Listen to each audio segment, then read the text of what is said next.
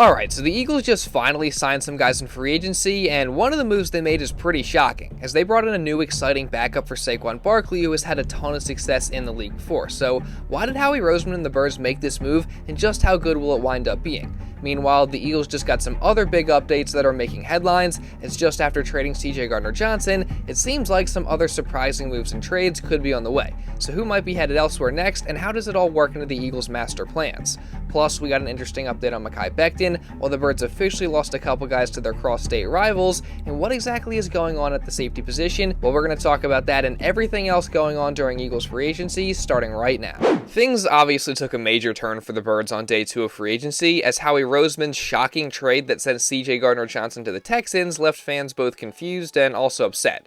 And while I did my best to explain the supposed reasoning behind it in my last video, I'll admit, it's still a very tough pill to swallow, and I'm really going to miss everything that CJ brought to this team both on and off the field. But at this point, there is nothing else we can really do besides wish him well in Houston and then look to the future, which according to initial reports will likely see Sidney Brown take over the starting safety job alongside Reed Blankenship, or at least very seriously compete for it, which would make a lot of sense considering that Sid is a guy that the Eagles have always been very high on, given that he was labeled one of the team's Red Star prospects before they ended up drafting him in 2023, plus playing Sid would also fall right in line with Howie Roseman's comments from earlier in the offseason about having to rely even more on playing younger players. What doesn't make as much sense, though, is a report that we got from James Palmer also on Tuesday, as he said that the Eagles were one of the final teams trying to sign safety Justin Reed before he ultimately signed a 3-year, $31 million deal with the Saints.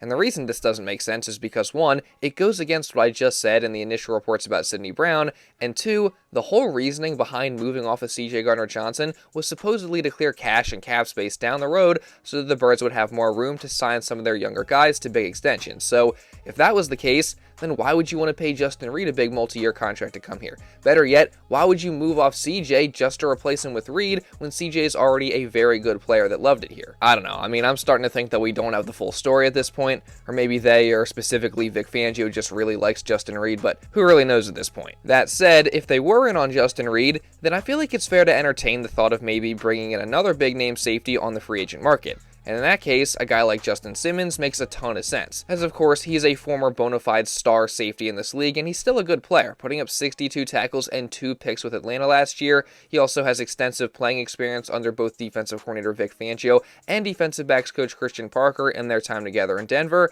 and based on what Simmons himself just said on Pat Leonard's Talkin' Ball podcast, it sounds like he's hoping for the chance to play in Philly. Man, having a chance to reunite with Vic, and then also the defensive backs coach Christian Parker, he's over there. I've worked with him the last maybe 4 years with Denver, and he was a huge piece of. Obviously, there's a lot of rotating, coaches, defensive coordinators, and so he was a huge piece. The stability year in and year out, the terminology, the practices. Like there was a lot of familiarity with him. So, man, there's a lot of good things about Philly. Obviously, I think their offense is clearly one of the most talented in the league. That offensive line is unbelievable. But what the defense did this past season to go win that Super Bowl is crazy. Like watching those guys operate, you could tell the leadership there, top down, is by far one of the best in the league. So to have an opportunity to go play in Philly, especially reuniting with Vic and CP, like we just talked about, it's high on the list. Yeah, so again, it certainly sounds like Simmons is more than open to a reunion with Fangio and Parker in Philly. Now, I would imagine a potential deal would probably look similar to what he got last season, being a 1-year, $8 million contract, maybe even a bit less than that. So would the Eagles be able to do that? How would that affect their future cap space and ability to re-sign their young guys? These are all things and questions to consider when talking about the possibility of the Eagles signing Justin Simmons. But at the end of the day, this whole thing is really just speculation. I mean, who knows? Maybe the Birds do want to get younger and roll with Sidney Brown, or maybe they would rather draft somebody like the Georgia prospect Malachi Starks. But, again, I honestly feel like we don't really know what their plan is at safety right now, just given all the conflicting reports and rumors out there. So this is no doubt going to be a huge storyline to follow as the offseason moves forward. Moving on, though, the Birds got some more breaking news on Tuesday night as they lost another free agent, this time with running back Kenneth Gainwell going to the Pittsburgh Steelers on a 1-year deal. And this is something that definitely shouldn't come as a surprise to anyone, as despite the fact that Kenny has been a really good RB2 and depth running back during his 4 years in Philly, giving him a new contract just didn't make sense when the Birds already had a guy waiting behind him in their 2024 4th-round pick, Will Shipley, who has shown promise and is also just more than capable of filling the same role that Kenny had moving forward. However, in a surprising turn of events, the Birds actually just went out and signed another running back to be the RB2 instead of Will Shipley, with Jordan Schultz reporting that the Eagles have signed former Packers running back AJ Dillon. And I gotta say, I did not see this coming because, again, I just thought that they were going to roll with Will Shipley as RB2 since he's on a cheap rookie contract for the next 3 seasons. That said, I'm not saying Dillon is a bad player, as he's actually probably about as good of an RB2 as you can possibly get, as in his 4 years in Green Bay, Dillon has put up 2,428 yards and 18 touchdowns, and he's still just 26 years old, so he's not one of these older washed running backs that used to be something. Now, he is coming off a serious neck injury that cost him the entire 2024 season, and in 2023, he kind of did have a down year, as despite having over 600 yards, he averaged just 3.4 yards per carry, but in the 2 years prior, Dillon was much better, as he was over 4 yards a carry and put up 770 and 803 yards respectively. And now, Quadzilla, as they called him in Green Bay, will come to Philadelphia to back up another guy with crazy quads in Saquon Barkley. And Dillon's a guy that can be used as more of a power, short yardage back, plus, very similarly to Kenny G, he has the ability to catch the ball out of the backfield as well. So that's definitely all very positive. Plus, God forbid anything ever happened to Saquon and he had to miss time, at least the Birds now have a more experienced, proven guy like Dillon who could step up in his absence. So while again, I am a little surprised by the move, I'm not necessarily upset with it either, and I do understand wanting to get some assurance behind Barkley at the running back position. So overall, I think it's a very good, intriguing, low-risk, high-reward signing for the short term. But now, we move on to an important update that we just got on Wednesday morning regarding the Birds' plans moving forward. As after losing a bunch of guys in free agency due to them obviously getting big paydays elsewhere, plus trading CJ Gardner Johnson supposedly to clear up more money so they can pay the young guys, Adam Schefter went on 97.5 The Fanatic, where he said that he's expecting more of the same from Howie Roseman and the Birds moving forward this offseason. As he said, quote, "I think they are more likely to shed more salary than acquire more salary. That's how I feel right now. So you're asking if there's a trick up their sleeve? No. Again, I think they are more likely to shed more salaries, make more moves the other way, more outgoing than incoming, I think." So again, this falls right in line with everything we heard on Tuesday, an explanation of the CJ trade, as they're just trying to clear up more space so they can have the funds to extend guys like Jalen Carter, Reed Blankenship, Cam Jurgens, and many others in the near to distant future. So now the question is, if the Birds are going to shed more salary, then who's next? Well, honestly, based on everything we've heard these past couple weeks, as much as it would suck, my money would probably be on Dallas Goedert, as of course the star tight end has been rumored to be a possible trade piece for the Birds this offseason, as he's entering the last year of his deal with no guaranteed money. And look, I want to preface this by saying that I am no cap expert and I definitely don't know how everything works. However, with all the void years stacked onto the end of Goedert's contract, moving on from him now, while it will cost the Eagles pretty significantly this year, could save the Birds a substantial amount of money moving into the future. Now, that said, I obviously love Dallas Goedert. I think what he does for both the pass and run game is very valuable, so I'd like to find a way to keep him at least for one more year while his replacement learns behind him. So maybe a contract restructure for this one remaining year, maybe similar to the one that Josh Sweat did last year, could possibly help out as well with that.